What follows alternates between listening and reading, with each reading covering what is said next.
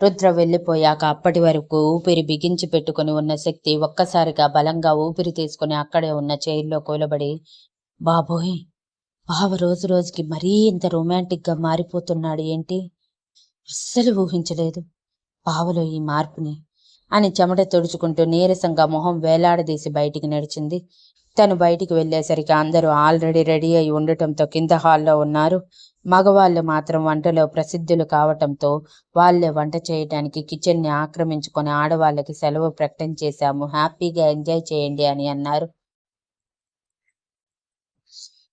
అందులో బన్ను మాత్రం వెళ్ళలేదు. మోక్షిత్కి కూడా అంతో ఇంతో వంట వచ్చు కాబట్టి వాళ్ళ వెనకే వెళ్ళాడు. వేణు వెళ్తానంటే కూడా నర్మద వద్దంటే వద్దని ఆపేసింది. ముందు రోజు చేసిన వంటల కార్యక్రమం దెబ్బకి బన్ను తిన్న దెబ్బ ఇంకా గుర్తుండటంతో దెబ్బకి వేణు బిక్కమొహం వేసి, నేర్చుకుంటానమ్మా అని అంటే, ఇప్పుడు కాదు, నేనే నేర్పిస్తాను. నువ్వు ఇప్పుడు వెళ్ళి ఏమైనా అందించావంటే అది వేరేది అయ్యిందే అనుకో, ఇక్కడ పెద్దవాళ్ళు కూడా ఉన్నారు అని సీరియస్గా అనటంతో వేణుకి అర్థమయ్యి, ఇంకొకసారి అలా చేయనమ్మా, చాలా జాగ్రత్తగా ఉంటాను అని అన్నా కూడా, వద్దు వేణు, అనవసరంగా రిస్కులు తీసుకుంటానంటే అన్నయ్యకి కోపం వస్తుంది. జరిగింది తెలిస్తే వదినని ఉదయం ఆపలేము కాబట్టి సైలెంట్గా ఉండు అనటంతో వేణు నీరసంగా సరే అని చెప్పి సైలెంట్గా కూర్చున్నాడు. అలా అందరూ మాట్లాడుకుంటూ ఉన్నారు. ఈశ్వాన్కి ఇంకా కొంచెం నీరసం తగ్గకపోవటంతో వంటగదిలోకి వెళ్ళకపోవటమే మంచిది. అనవసరంగా నా ప్రావీణ్యాన్ని చూపించి వెళ్ళని బెదరకొట్టడం ఎందుకు అని ముందే డ్రాప్ అయిపోయాడు. వాళ్ళందరినీ చూసి నిదానంగా వచ్చి వాళ్లతో పాటే కూర్చుంది శక్తి రుద్ర ఆలోచనలలో. ఇంతలో నర్మద, ఏంటి ఇంతలే, రెడీ అవ్వటానికి కూడా ఇంత టైం ఎవరైనా తీసుకుంటారా అని చిరుకోపంగా అడిగింది. నీకేం తెలుసు నా బాధ అమ్మా అని గొనుక్కుంటూ, ఏమీ లేదులే మమ్మీ, కొంచెం లేట్ అయింది, దానికే అరవాలా? అయినా నువ్వేంటి ఇక్కడ కూర్చున్నావు, వంట చేసేది లేదా? అల్లుళ్ళ కడుపు మార్చేస్తావా అని చిరుకోపంగా అడిగింది. నీలాంటి బుద్ధులు నాకు లేవులేవే అని వెటకారంగా చెప్పి కళ్ళతోనే కిచెన్ వైపు చూపించింది.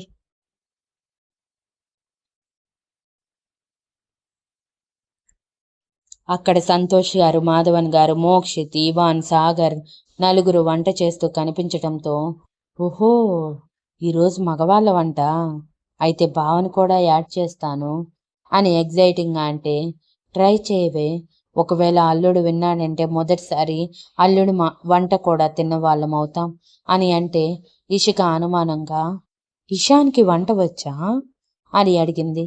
వచ్చా ఏంటి అత్తయ్య, బావకి రాని వంట లేదు తెలుసా, మా కోసమని నేర్చుకున్నాడు అని వేణు అంటే, అయితే వాళ్ళ మావయ్యలా నలభీమ పాకం చేయగలడన్నమాట.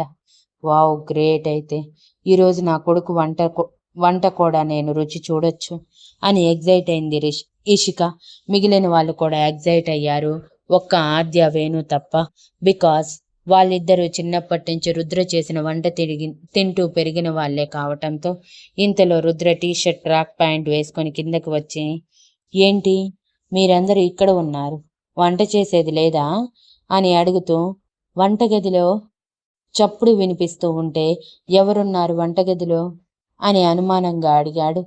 బావా అంటూ శక్తి ముద్దుగా మూతి ముడిచి కళ్ళతోనే వంటగది చూపించగానే, అబ్బా, ఇది స్వీట్ చేయమని అడిగింది కదా, అసలు ఆ విషయమే మర్చిపోయాను అనుకుంటూ, ఈరోజు నేను వంట చేయనా అని అడిగాడు అందరి వైపు చూస్తూ. అంతలో ఇవాన్ బయటికి వచ్చి, నీకోసం ఏదో చూస్తున్నా, రారా ఇషాన్, నువ్వు కూడా మాకు హెల్ప్ చేసావంటే వెంటనే వంట అయిపోతుంది, ఇక్కడ ఉన్నన్ని రోజులు మనదే వంట, వీళ్ళకి హ్యాపీగా రెస్ట్ ఇచ్చేస్తున్నాం అని అనటంతో రుద్ర నవ్వుకుంటూ, మీరేంటి నాన్న ఇలా ఉన్నారు అని అడిగాడు.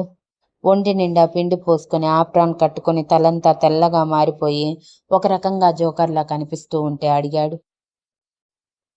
ఏం చెప్పమంటావురా మగవాళ్ళ వంట కష్టాలు అని తనకే పెద్ద కష్టం వచ్చినట్టు నుదుటి మీద మోచేతిని ఆనించి, అంతా భ్రాంతియేనా, జీవితానా వెలిగింతేనా అన్నట్టు ఎక్స్ప్రెషన్ పెట్టి, మరి ఈ ఆడవాళ్ళు ఉన్నారే, ఒక్క దెబ్బతో మనల్ని పడేస్తారు, జస్ట్ అలా స్వీట్గా, ఇవాన్ గారు వంట చేయండి నా కోసం అని అడిగింది మీ అమ్మ. అంతే, ఫ్లాట్.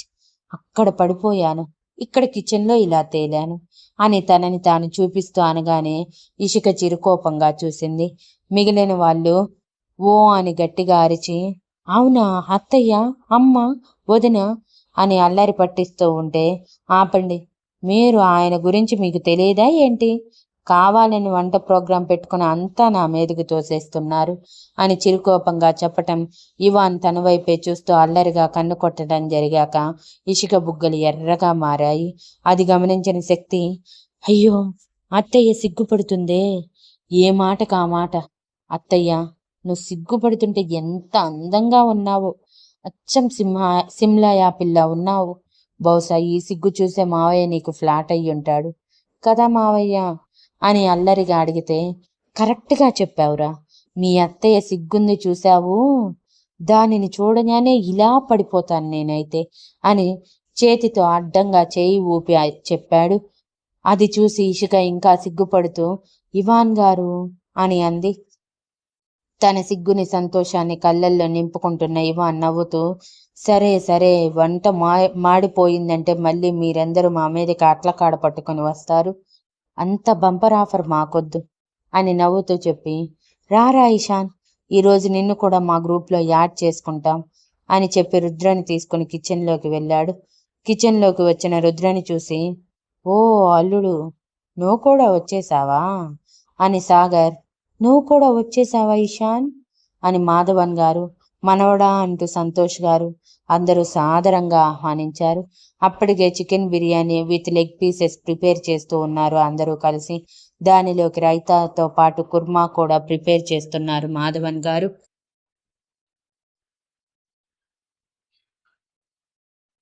ఇక తను స్వీట్ చేయటానికి శక్తి కోరినట్టే ఫిక్స్ అయ్యి, మీరందరూ ఇవన్నీ చేస్తున్నారు కాబట్టి నేను స్వీట్ ప్రిపేర్ చేస్తాను, అదైతే అందరూ తింటారు కదా అని అన్నాడు. ఓ, నా కోడలు స్వీట్ చేయమని అడిగిందా అని ఇవాన్ అల్లరిగా అడిగితే, మీకెలా తెలుసు అని షాకింగ్గా చూశాడు రుద్ర. అంత షాక్ అవ్వకు, ఇంతకుముందు నేను బయటికి వచ్చేటప్పుడు మీరు సైగలు చేసుకోవటం నేను చూశాను, అలా గమనించాను. ఏది ఏమైనా మా బాటలో నువ్వు బాగా నడుస్తున్నావు, గుడ్ జాబ్ గుడ్ జాబ్. ఇలానే భార్యని సంతోషంగా చూసుకుంటే లైఫ్ మొత్తం హ్యాపీగా గడిచిపోతుంది. పొరపాటును కూడా వాళ్ళని బాధ పెట్టకు. వాళ్ళు వాళ్ళ బాధ మనసులోనే చాలా వరకు దాచుకుంటారు, కొన్నిటిని దాచుకోలేరు. ఆ కొన్నిటి వల్ల జీవితాలు తలక్రిందులయ్యే అవకాశం ఉంది అని తన జీవితాన్ని గుర్తు చేసుకొని చెప్పగానే రుద్ర ఇవాన్ మీద చేయి వేసి, మీ గతం గురించి నాకు తెలుసు, మీరంతా ప్రతిసారి గుర్తు చేసుకోవాల్సిన అవసరం లేదు. ఇప్పుడు మీరు పడ్డ బాధలకే ఇప్పుడు ఇంత సంతోషాన్ని అనుభవిస్తున్నారేమో అని అంటే ఇవాన్ చిన్నగా నవ్వుతూ, అవును, దాదాపు 25 సంవత్సరాల బాధ తర్వాత ఇప్పుడు సంతోషంగా ఉన్నాను నీ రాకతో.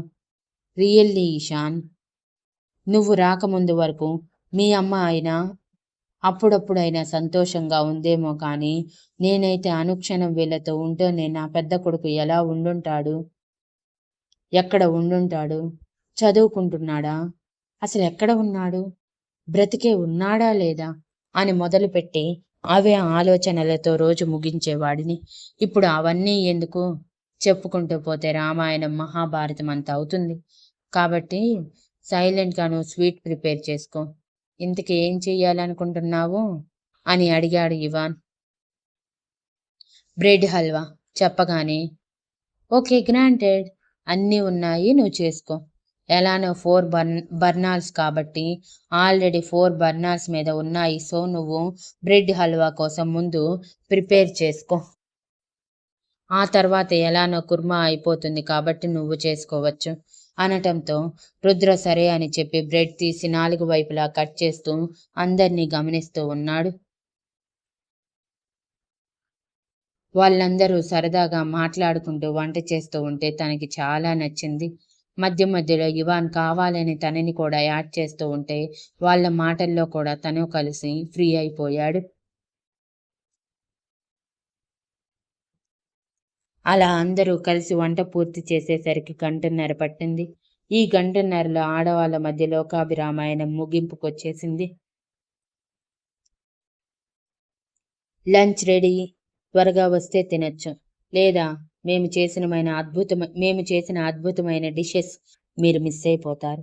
ఆ తర్వాత అయ్యో మేము మిస్ అయ్యామని ఏడిస్తే మాత్రం మేమేమీ చేయలేము అని సాగర్ వెటకారంగా అనటంతో, అబ్బో మీరు చేసే వంటలో మిస్ అవ్వాలి అని నర్మద వెటకారంగా చెప్తూ అక్కడికి వెళ్ళింది.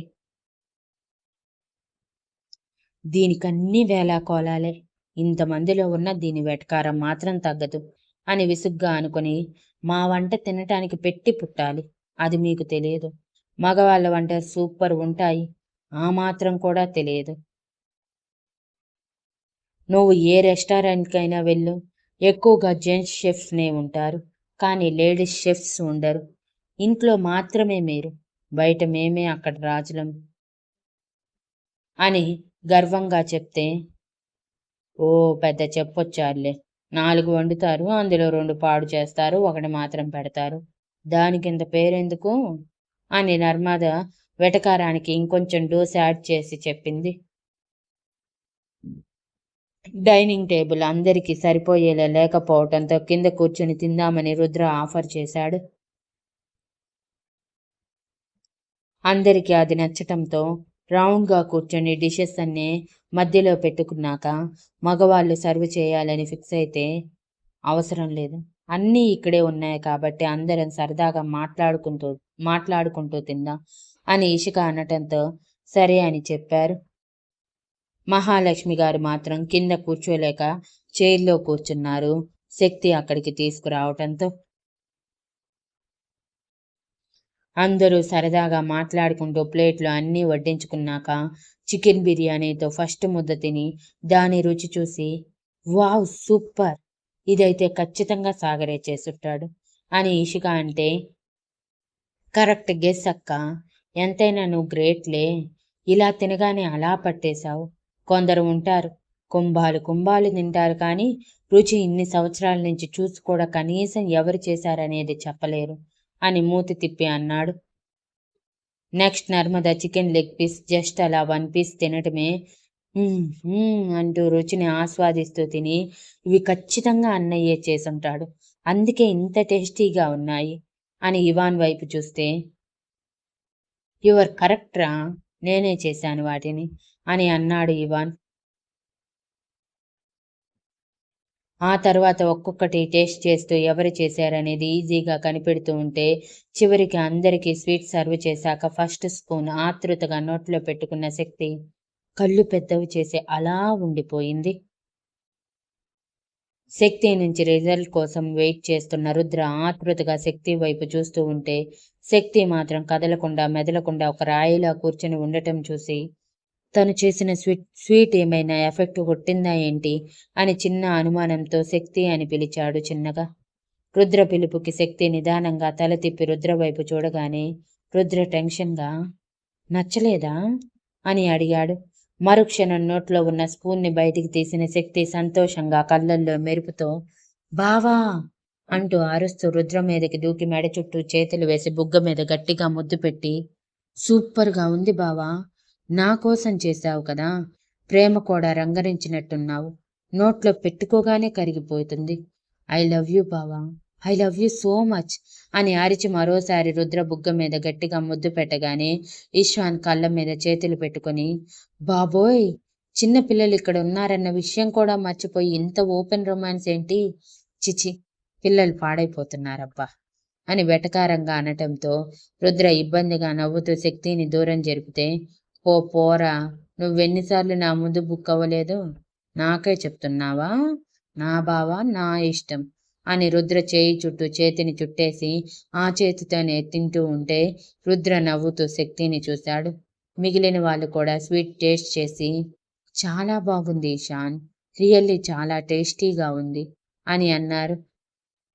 అందరూ సంతృప్తిగా తింటుంటే రుద్ర పెదవుల్లో స్వచ్ఛమైన నవ్వొచ్చింది. అది శక్తికి చాలా నచ్చింది. లంచ్ అయిపోయాక అందరూ గార్డెన్లోకి వెళ్ళి ఏదైనా గేమ్ ఆడదాము అని అంటే, ఓకే అయితే షటిల్ ఆడదాము, లేడీస్ అందరూ ఒక బ్యాచ్, జెంట్స్ అందరూ ఒక బ్యాచ్, ఓకేనా అని అంటే ఓకే అని అన్నారు. మామిడి చెట్టు కింద ఆల్రెడీ షటిల్ కోసం అన్ని అరేంజ్మెంట్స్ ఉండటంతో ముందు డ్రెస్లు చేంజ్ చేసుకోండి, శారీస్ లాంటివి కష్టం కదా అని అంటే పర్వాలేదు, మాకేమీ ఇబ్బంది లేదు అని చీరలు కట్టుకున్న ఆడంగులు అన్నారు. సరే అయితే మీ ఇష్టం, మాదేమీ లేదు. తర్వాత చీర తట్టుకొని మేము బొక్కబోర్లా పడ్డాము, మేము పడ్డామని మీరు నవ్వుతున్నారు తప్ప లేవదీయలేదు అనే మాటలు రానివ్వకండి అని వార్నింగ్ ఇచ్చి షటిల్ బ్యాట్స్తో పాటు కాక్ కూడా తీసుకువచ్చి లెట్స్ స్టార్ట్ అని గేమ్ ఆడటం మొదలుపెట్టారు. గేమ్లో మునిగిపోయిన ప్రతి ఒక్కరు ఇక మళ్ళీ సాయంత్రం వరకు వేరే ఆలోచన లేకుండా చెమటలు చిందించేలా హ్యాపీగా గేమ్ ఆడారు. చాలా రోజుల తర్వాత దొరికిన ఫ్రీ టైంని చాలా హ్యాపీగా యూటిలైజ్ చేసుకుంటూ ఈవినింగ్ 6 వరకు ఆడుకున్నాక అలసటగా అందరూ అక్కడే కింద గార్డెన్లో కూర్చుండిపోయారు.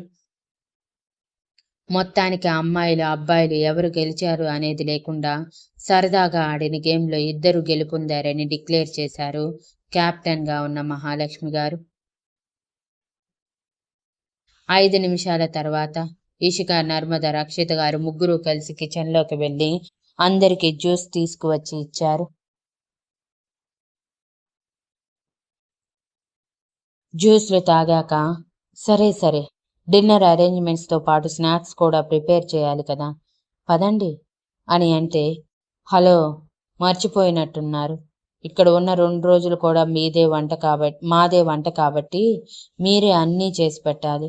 సో ముందు మీరే వెళ్ళి ఫ్రెష్ అవ్వండి, మేము కొంచెం రిలాక్స్ అవుతాం అని ఆడవాళ్ళు అనటంతో సరే అని భుజాలు ఎగిరేసిన మగవాళ్ళు రెడీ అయి కిచెన్లో దూరి స్నాక్స్ ప్రిపేర్ చేశారు.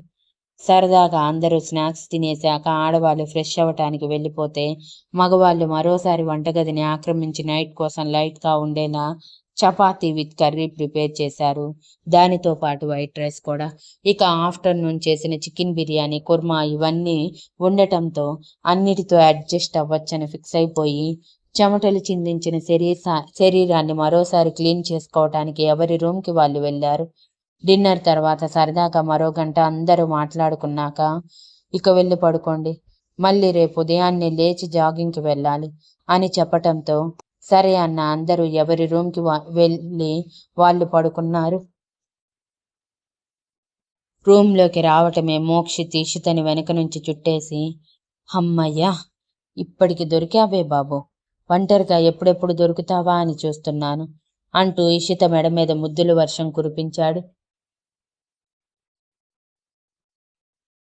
ఇషిత మోక్షిత్కి లొంగిపోతూనే మోక్ష్ ఏం నువ్వు అడ్వాన్స్ అయిపోతున్నావు, మనకింకా ముహూర్తాలు చూడలేదురా బాబు, కొంచెం ఓర్చుకో అని అంటే మోక్షిత్ ఇషితని తన వైపు తిప్పుకొని ఇంకెన్నాళ్ళు ఓర్చుకోవాలి, నీకంటే చిన్నాడు ఇషాన్ చక్కగా లైఫ్ కూడా స్టార్ట్ చేశాడు, శక్తిని చూసి నేర్చుకోవే, చూడు ఎంత అందంగా నా బామర్దికి ప్రపోజ్ చేస్తుందో, నువ్వు ఉన్నావు, ఎప్పుడైనా అంత అందంగా ప్రపోజ్ చేశావా, నేను ఏదైనా చేస్తే ముద్దు పెట్టి అప్రిషియేట్ చేశావా, అలాంటిదేమీ లేదు అని బుంగమూతి పెడితే ఇషిత నవ్వుతూ మోక్షిత్ మెడ చుట్టూ చేయి వేసి నిజంగానే ఈరోజు వంట బాగా చేశావురా, నువ్వే కదా మావయ్య కుర్మాలో హెల్ప్ చేసింది అని అడిగింది. ఆఫ్ కోర్స్ మనమే వంట మొత్తం, మనం చేస్తే రచ్చరచ్చ అయ్యి వంటగదిలోకి వెళ్ళటానికి కుదరదని కాంప్రమైజ్ అయ్యాను అని యాటిట్యూడ్గా అంటే నాకు తెలుసులేరా, నువ్వు చెప్పాల్సిన అవసరం లేదు, మావయ్యకు వచ్చిన వంట నీకు రాదని కూడా నాకు తెలుసు, వంటలో ఏదో పైన తెలుసు నీకు, అదే హెల్ప్ చేశావు, ఆ మాత్రానికి నువ్వు చేసిన వంట అమృతంగా ఉందని ఎలా చెప్తాను అని మొట్టికాయ వేసి చాలా హ్యాపీగా ఉందిరా, చాలా రోజుల తర్వాత మనసంతా చాలా ప్రశాంతంగా ఉంది అని మోక్షిత్ గుండెల మీద తలవాల్చింది ఇషిత. నాకు కూడా అంటూ ఇషిత చుట్టూ చేతులు వేశాడు మోక్షిత్ సంతోషంగా. Thank you for listening and please like